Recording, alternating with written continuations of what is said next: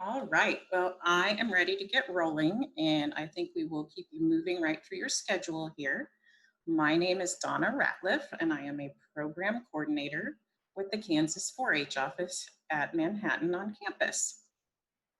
I have had the joy of trying to work to put together this huge Discovery Days event, especially since which was a little challenging, especially because of the change to virtual, but I think we're moving right along. So I would like to say thank you guys for attending, and we will start into improv for an interview. So we're talking today about um, interviewing for your first jobs, possibly, or um, interviewing for special things at school. Maybe you're going to try and get onto National Honor Society and have to have an interview process for that. So we're going to talk about how to improve your interview skills. I'm going to go through a few exercises to help you improve your interview skills. And why do we do these things?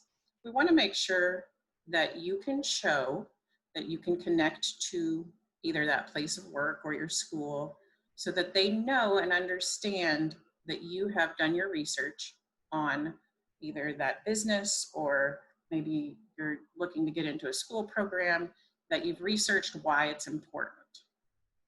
You also need to be able to connect to the actual interviewer. You need to show that you're listening.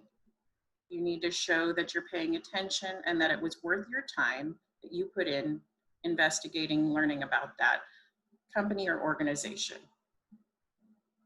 You also need to be able to show that you are confident and comfortable in this environment.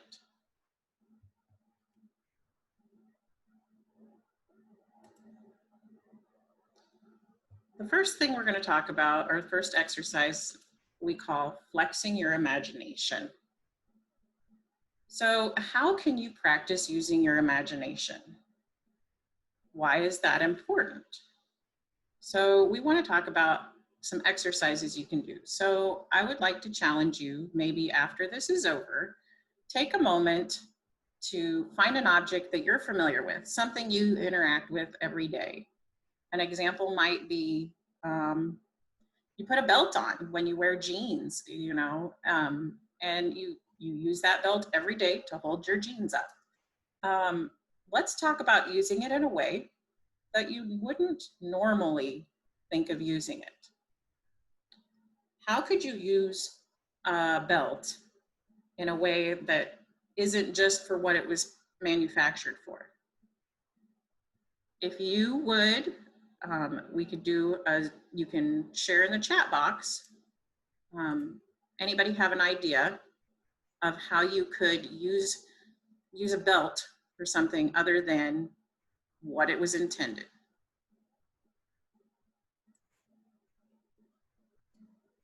Oh, great idea. You can use it as a tourniquet.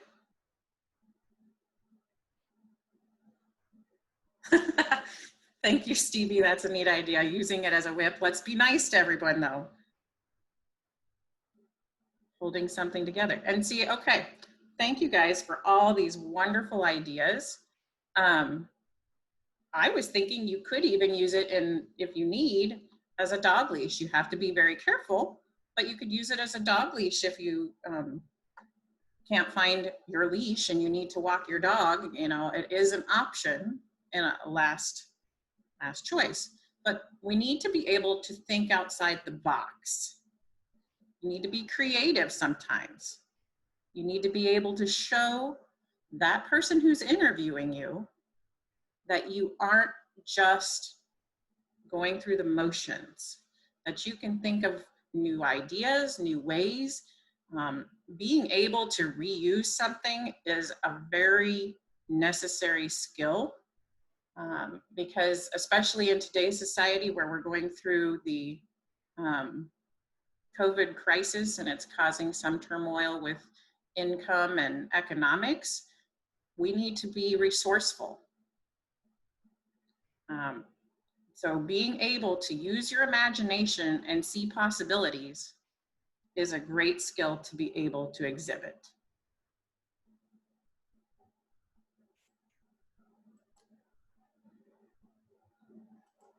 The next exercise I would challenge you guys, putting your ears to work. How do we practice our listening skills? So I'm going to give you a couple of options you can try at your next club meeting, or maybe when you're getting together with your friends again.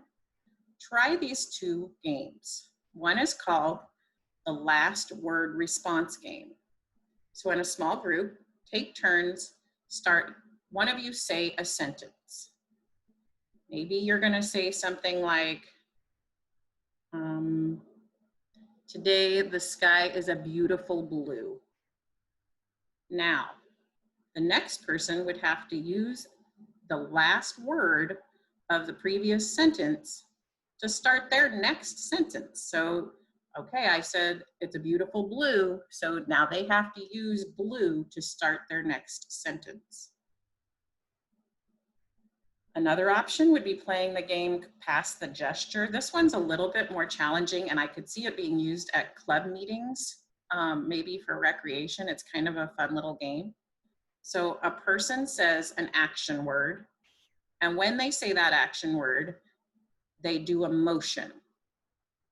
So if I were to say Zoom, and when I say Zoom, I stomp my right foot, everyone has to mimic me. Now, the next person in line says Zoom, stomps their right foot, and then they create a word or say another action word and do another action. So that by the time the last person in line is saying their action and their word, or doing their action and saying their word, you have to do everyone's skill and remember it. So you're adding on every time. You could build, you could have 20 people at your 4-H meeting, and so you have to remember what their word was and what action they did and do it in that order. So it's pretty challenging. But why is that important? Well, you want to show that you can be engaged and pay attention. Being able to listen and pay attention is super important in today's society. When you are going into the workforce, you need to be able to remember things, and you need to be able to build on those actions. So you need to, file it in your memory and add to it. This shows your interviewer or shows your teachers that you can be engaged, that you can pay attention, and it also helps you build connections because you have to focus on what they're saying. So you make a connection with the speakers before you.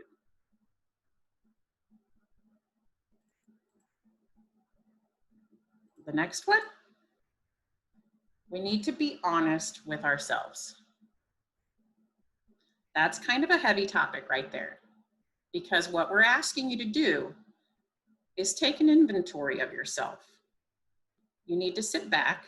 I would suggest making just a T-chart. And on one side, I want you to try listing 3 things you know you're really good at. And on the other side, just list maybe 3 things that you know you need to work on or maybe aren't your best skills.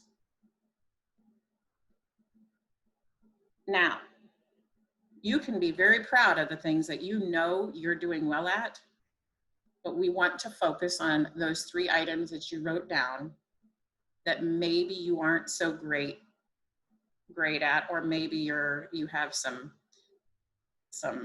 habits that we need to kick.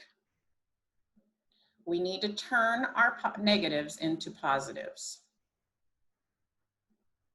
Now, why is that important in today's workforce?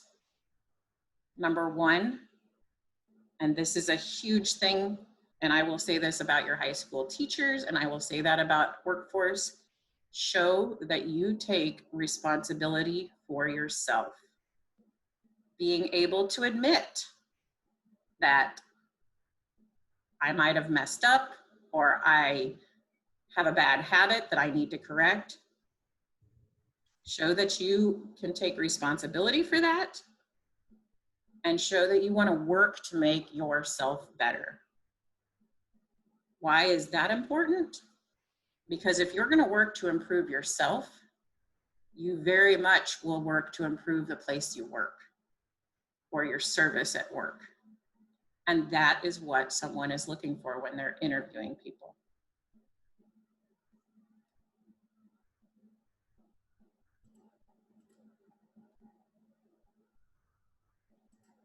The next one, loosen up. Before you're going into your interview, or even this could be before you go take a test, any place or anything that is stressing you out just a little bit, I want to ask you to take just a moment to practice relaxing techniques so that you're going in there ready for what's ahead. Now, I'm going to give you a couple of examples, and you may know some examples, but do something that you know will relax you.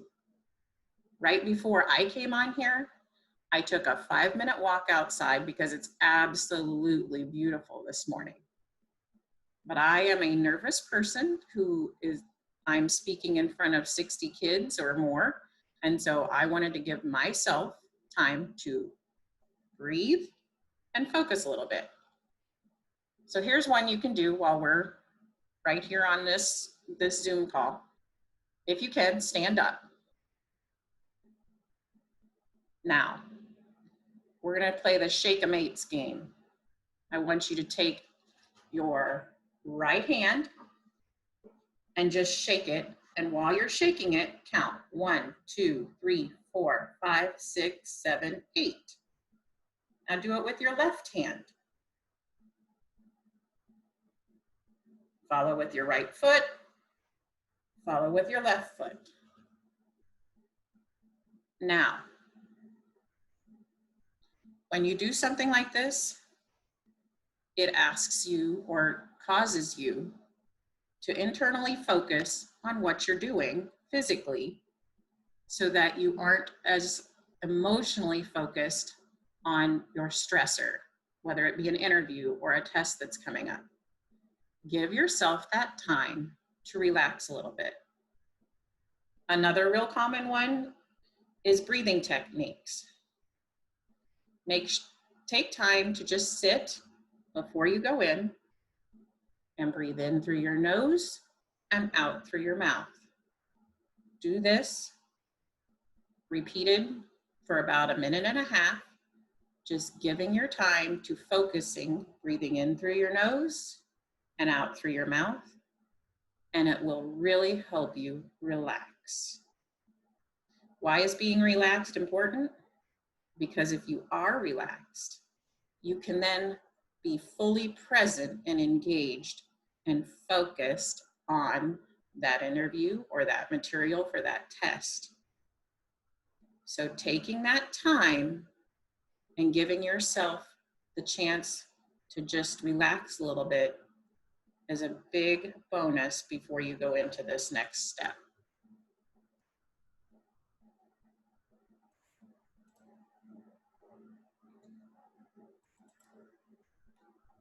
The next one, harnessing the power of pretend. Doing this, we're going to work on talking authoritatively. Why is something like that important? We'll go through this little example, and then you'll see why that can help you in the future. So after we leave this meeting, and when you do get together with friends, take a moment with the friend, just one-on-one, and talk about some topic that you have no idea about. But when you get ready to talk about it, pretend that you know everything. You can make up wild stories about it. Just embellish. You can make it funny, or you can be serious. But it has to be something that you don't really know anything about.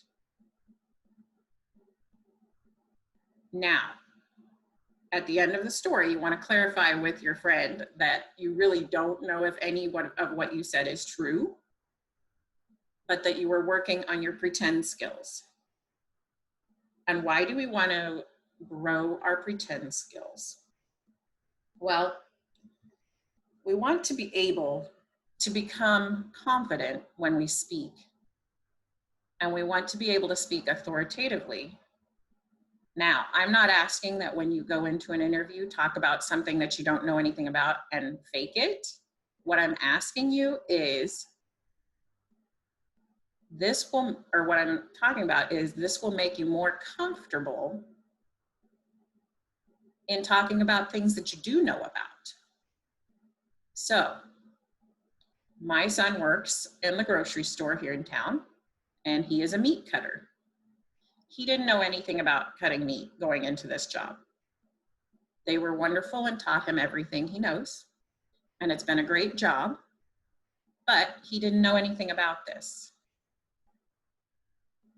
Now, he can sit down with me and talk to me about cuts of meat and prices of meat and why things are packaged a certain way, and he has a very strong confidence in discussing something like this because he does have knowledge in this subject. So if you're looking for a job and you're talking to someone about working at a pizza place, do a little research. Maybe you're going to be a waitress. When you go into that interview, if you've done a little research about being a waitress, ask questions about, are you working for tips? Are you expected to, do you just serve the food? Are you expected to clear tables? When you have information and knowledge on a subject, you can talk about it confidently. This increases your comfort level when you're having a conversation with that interviewer.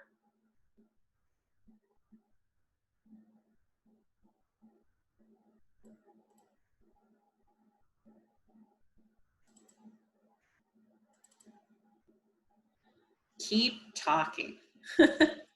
This one makes me laugh. You're going to take a statement from someone else and build on it. Now, I don't know about you, but growing up, my mother asked me more than once, do you ever stop talking? Now I see that it probably wasn't a terrible thing that I did talk a lot. Why? Well, let's first talk about a little activity you could do. It's called the yes and game. So in a small group, this would be something you could do at your club as well.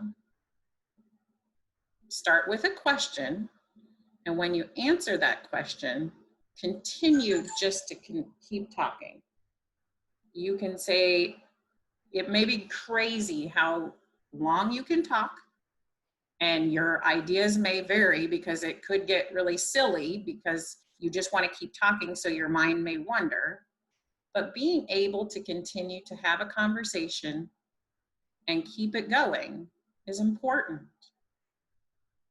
This is a technique that works on building your confidence. You're learning that you can talk, and maybe what you're saying is not always right on target, but you're talking with friends. You're doing this practice with friends, so that's okay. They expect you to be a little silly, but you're getting yourself comfortable. You're getting yourself in tune. And the more you learn to be able to have a good discussion, means you're also learning that at some point you're going to have to listen. So we want to make sure that we can have those long conversations, but that we're investing in both sides, giving our feedback. We have to be okay with sharing our information. A lot of times, at least I know my daughter is this way. She doesn't tell her opinion in class. She's very shy. She is one who needs to work on talking. And I feel silly saying that because we all know those people who, when they talk to their friends, they talk just fine. But they need to work on their skill of continuing that conversation. And so here, this keep talking little action is one they can practice.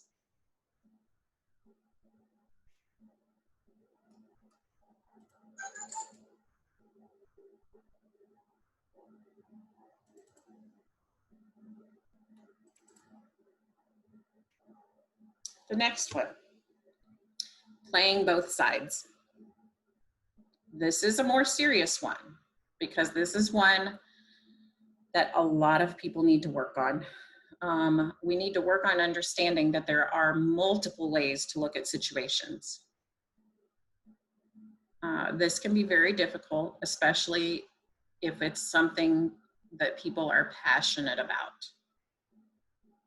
So I would recommend initially start with your friend, just you and a friend one-on-one, and debate a topic. It could be, I like this one because it's pretty not very heated discussion here.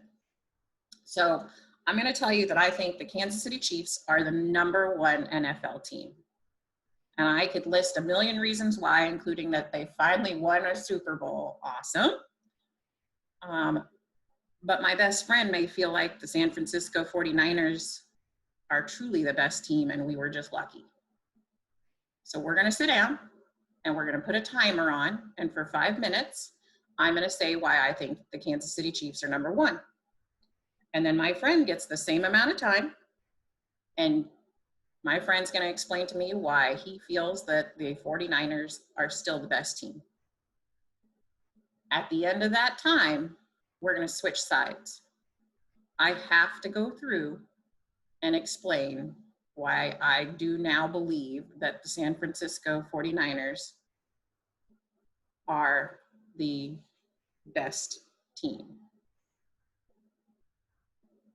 Callista, if we get a chance, I would like to say that hopefully at the end of this, we may be able to practice, but I'm not positive.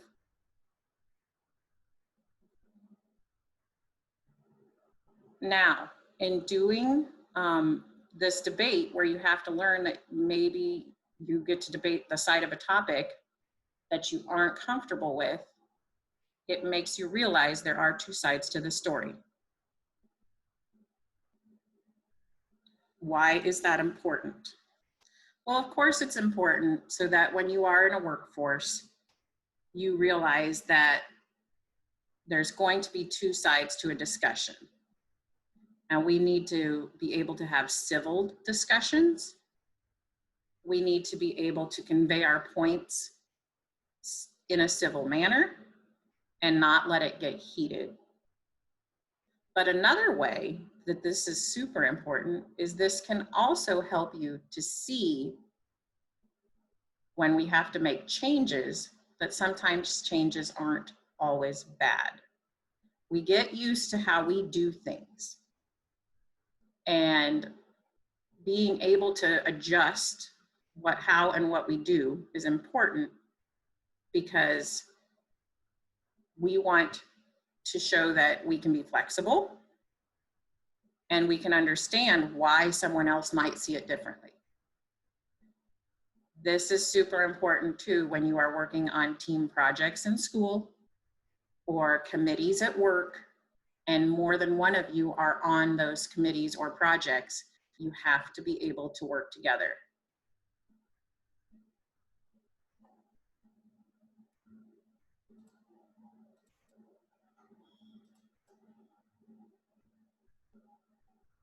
Okay. Turning a word into a story. Let's talk about learning to build a story and telling it coherently and why that's important.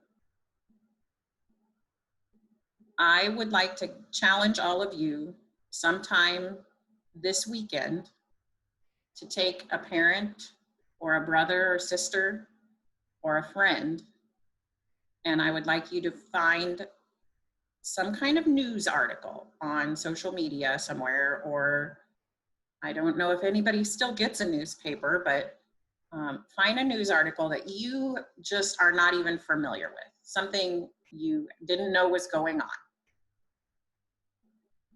Now, build a story about it. It doesn't have to be factual. Just work on that skill of building that story.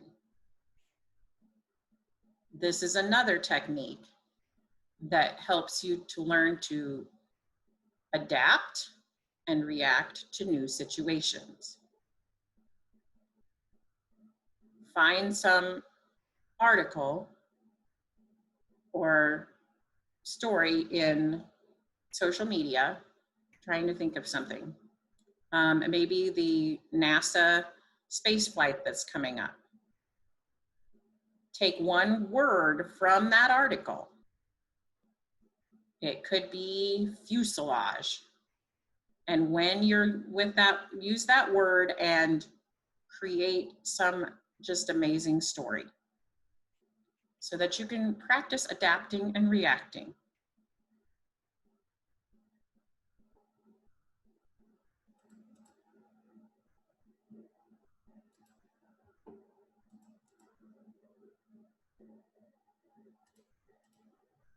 All right. The last one I want to talk about before we give you guys some time on here to try some of these maybe is get a status update. No, I'm not talking about anything on social media. You need to realize where you are on topics, where you are status-wise on a topic. And what I mean by this is something like I mentioned, my son and his working in the grocery store in the meat room. He had no idea anything about cutting meat. So his status on the topic of cutting meat was very low. He had to learn about that. He did some reading and investigating and spent time job shadowing.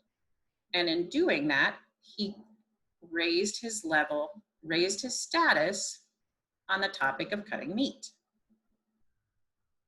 Another example, let's say you are very knowledgeable about baseball. When you're in a conversation about baseball, you are you know it. You have the answers, you know what's going on. Maybe you are really good with statistics, or you know everything about the Kansas City Royals, just anything about baseball. But your best friend has no clue about it. Their status level is very low. But you learned it either by playing the sport, watching the sport, or reading about it. So you did investigating. It's important that when you are getting ready to interview for a job or a school organization, that you've done your research. Have you taken your time to investigate what tasks you might be doing? One thing I would challenge you with this would be something like, when you get ready to apply for a job, usually they state what job positions are open, and they might list some particular skills they're looking for in that job description. Study that. And when I say study, I also want you to be thinking through, when you're communicating that you're interested in this job, make sure that you're touching on those topics. If they say that they need someone who is very familiar with Microsoft programs, I don't mean just go learn Microsoft. I mean, when you are in that interview, make sure to mention that you have used Microsoft programming, that you are familiar with it, that you're comfortable in using the different facets of it, whether it be creating a spreadsheet or anything like that. Share that those are skills that you have so that they are aware that you have done the research. Also, it's a great opportunity in that time of investigating to realize maybe the job you were looking at isn't something you want to do. Maybe you would have seen this job listing for a meat cutter and said, I do not want to be around that. After you did some research, you realize I cannot do that job, and you choose not to apply. But it gave you a chance to do your investigating and figuring out where your status on that topic was. So I have given you a couple of different options of tasks you can try. And the first thing I want to do is, how many people do we have in here? We have 72 participants. So I would like to, I don't have enough support to be able to do a breakout room, but I would love it if I could get you to put in the chat when I ask you. I would like to see if any of you have tried one of these tasks, and I will open your mic. I'll select one and open your mic and ask you about the task that you've tried or exercise you've tried, and give us a little idea of that. So I want you to type in one of these things that you either have tried or would like to try, and I will select one and we'll talk about it.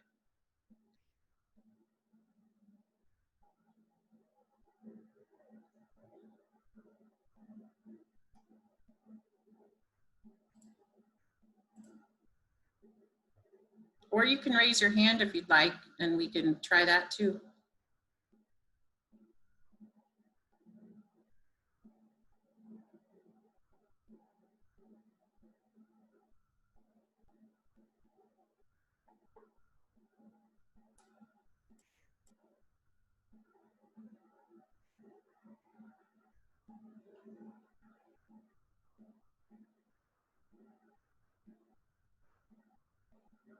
Nobody wants to try?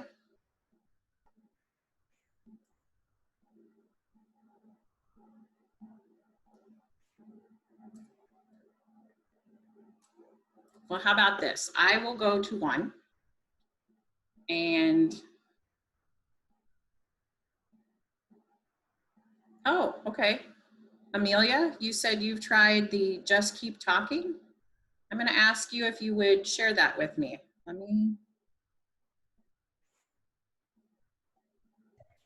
I want to try that. Just keep talking. Oh, you want to try that? Okay. Yeah. Do you have a topic that you'd like to talk about? No, you can choose one. Okay. I'm going to give you a topic. Reese's peanut butter cups. Now, well, can you talk about those? I will give you, let's see if you can talk for a minute and a half about Reese's peanut butter cups. Reese's peanut butter cups are like really sweet, and they have chocolate, peanut butter, and I really enjoy them. They come in orange packets with usually 2 pieces. They have these new ones with the Reese's Pieces inside, and those are like really good. I like to eat those ones too. And I like to eat them with like milk. I could dip them in there. They go well with hot chocolate. And you basically could buy them like any store, like on the commercials. And the commercials are funny. And the guy that talks in the background is like, you want to eat one? You can eat one. And I'm like, okay. So it's quite funny when you watch the commercials. So, and awesome job. Good job. Now that really made Amelia have to think on her feet. You know, initially we have a lot we can say about Reese's peanut butter cups. Most of us all love them. But it takes, after about 30 seconds, you have to start thinking through that and really turning your wheels to see what it is that you can say. Okay, Morgan, you said you were going to turn a word into a story, or maybe you have. Can I ask if you would share that with us? I want to. I never have. Okay. Do you want to try that right now for about a minute? Sure. Okay, your word that we're going to practice on turning into a story is elephant. Can you turn elephant into a story? Okay. So one day I went to the zoo and I was walking around and I always wanted to see an elephant because I've never seen one before. And so I was walking around and I saw giraffes and I saw tigers and I saw everything else but an elephant. So I went up to the zookeeper and I asked, "Where are your elephants?" And they said, "We don't have any." I was like, "What? How do you not have an elephant?" So I went to a different zoo and turns out they did have an elephant. So I saw my first elephant that I've ever seen in my life that day. Great job, Morgan. Thank you for being willing to share with us. I appreciate all of you who are willing to hop on here and talk. Sometimes that is uncomfortable for someone. So, Sukesh, would you like to talk to us about impromptu speaking? How Yes, about, definitely. can I give you a topic, or do you have something in particular you already want to talk about? I mean, we can go ahead. Anything's fine. Okay, I'm going to give you a topic, and your topic, Sukesh, is dog food. Dog food.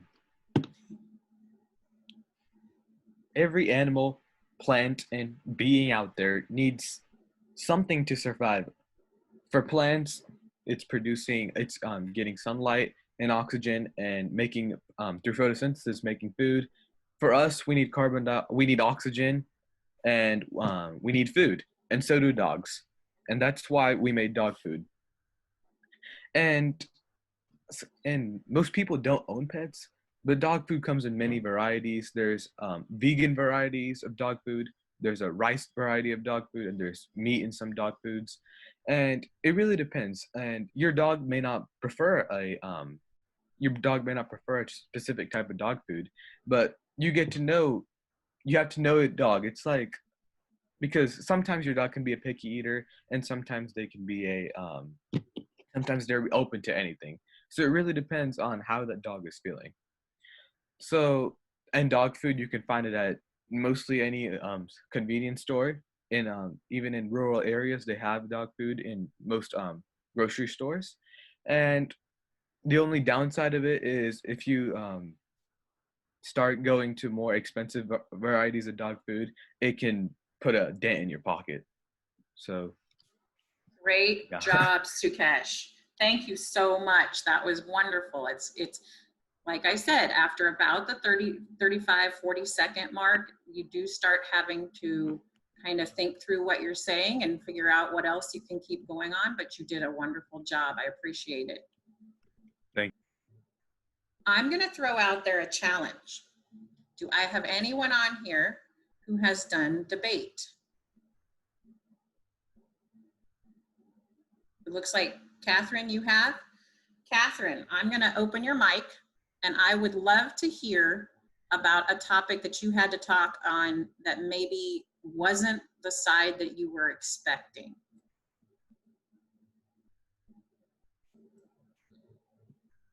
Oh, that's fine.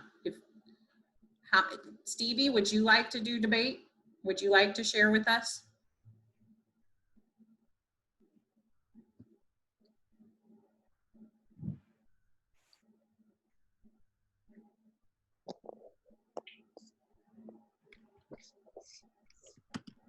Okay. Well, I do challenge you on something like that. That particular one can be touchy. Like I said, we are in a time where we have a lot of people who get passionate about topics. Oh, Sukesh, you debated on COVID response. Yeah, I bet that's a very heated debate. I appreciate everybody's responses here. Just remember, if any of you went to Citizenship in Action, or maybe some of you in your counties or communities have done the community conversations. It's a program that we are doing where we learn to talk about and have civil discussions instead of actually getting heated debates going. Because we need to remember that we are in a time that we need to make sure we are approaching things and in a manner to keep it civil and under control. Kaylee, do you have So something yes, to I've done several workshops where they cover civil discourse. They had them at Citizenship Washington Focus this past summer. They had them at camp counselor training for Purple Power Pack 4-H camp. They also, yeah, I do remember them at CIA. And at the camp counselor training, the follow-up one, they also had another communication speaker then on civil discourse. And so I've been to several of those workshops within our state and outside of it, and they are a ton of fun, and they are a great place to learn about civil discourse and all the different aspects of it. And it's just a really great experience. Well, thank you. I appreciate that. And I do think if you happen to see anyone talking about community conversations, take time to investigate that. It may be something you're interested in, it may not, but it definitely is something that we need to consider in today's world, making sure that you are our future right now, and we rely on you guys, your age, to keep us in check, because we as adults tend to have some gut reactions, and we are trying to learn and trying to change. But adults, it's really hard to change. It's not easy, that's for sure. And at your age, you do awesome jobs of adapting. And when you adapt and understand that I need to do this in a civil manner, it makes our world better, definitely. So I really appreciate your insight on this project, and I appreciate that you guys are adaptive and doing wonderful things. I would ask right now if there's any questions, or if anybody else wants to try their hand at one of our little exercises.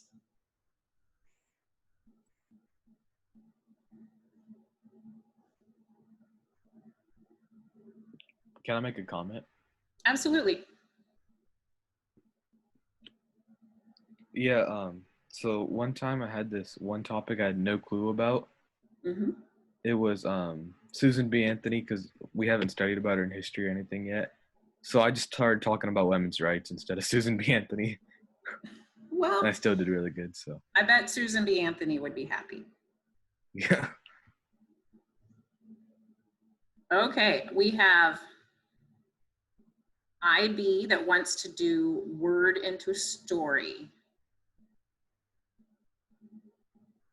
Do I get to pick the topic? Yeah. Okay. IB, your story can be about spoons. Spoons. Well, there was this day, and I went into my garden, and I found a spoon. I didn't know what to do with it, so I left it there. And then my mother got mad at me because there was a spoon in the garden, and she thought I had put it there. So I picked up the spoon, and I put it in the trash. But then I had forgotten to get my tetanus shot that year, so I had to go and get a tetanus shot because I touched a rusty spoon. Great story. Thank you very much. I appreciate that. You did a good job. Stevie wants to do the keep talking. Okay, do I get to pick the topic for this one too?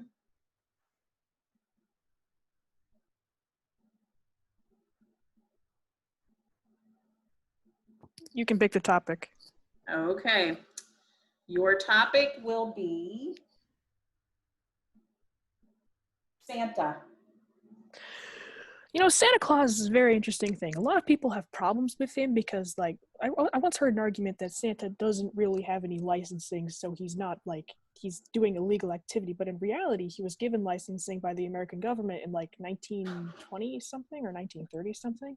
And also people claim that he abuses his reindeers, which I don't think is true, because given that he seems to really care about children, he should probably really care about his reindeers. Wouldn't you agree? People also claim that there might be slave labor, but it can't be as bad as what Amazon does with their workers, can it? But anyway, I also don't like the argument that Santa is breaking and entering, because, like, technically he's not breaking in, because, I mean, it's your fault for having a chimney. Okay, Stevie, that was fantastic. You did a great job. I can't say how thrilled I am with all of you. You have Thank you. all stepped up. Oh my gosh, this is great. We will do one more share, and I think we'll have Callista, you did some research beforehand. So I'm going to have you, if you're willing, will you come on and say what you were researching and why? Yeah, so I am a lifeguard, and last summer I had the opportunity to apply for a job to be a senior lifeguard and help manage other lifeguards at a pool. And so I talked to someone else who had done that job years previously at the same facility. And then I also looked up the job requirements on the application site. And then I also read the Red Cross manual on lifeguard management to kind of prepare myself and know what I was getting into. That is fantastic. That's exactly what we're talking about. You did some research on a job that you were interested in, and that research is going to help you decide if you in fact want to apply. And if you do want to apply and it's something you're interested in, it's going to show that person who's doing the interview that you really are interested in it and have done some investigating and it's worth something to you. So that's exactly what we're talking about. Thank you, Callista, for sharing that. Well, I hope that you all felt like you got something out of this session. I really enjoyed it, and I hope that you might be seeing us this afternoon at the social media session that we have at 1:30. But if not, if this was your final session, I wish you guys a fantastic summer, and I hope you all had a wonderful time with Discovery Days. And I appreciate you guys giving us your time. Thank you so much.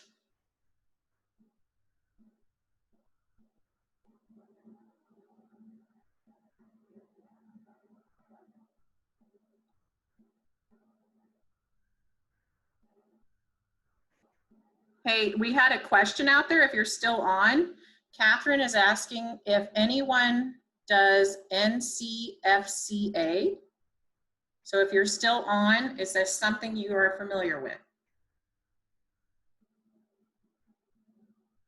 What does that stand for?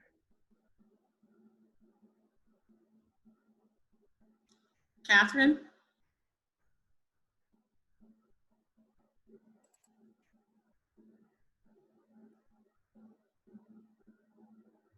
It's National Christian Forensics and Communications Association.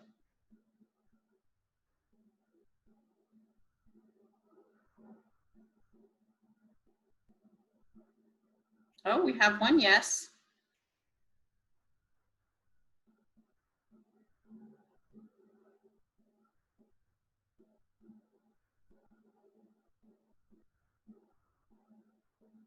Okay.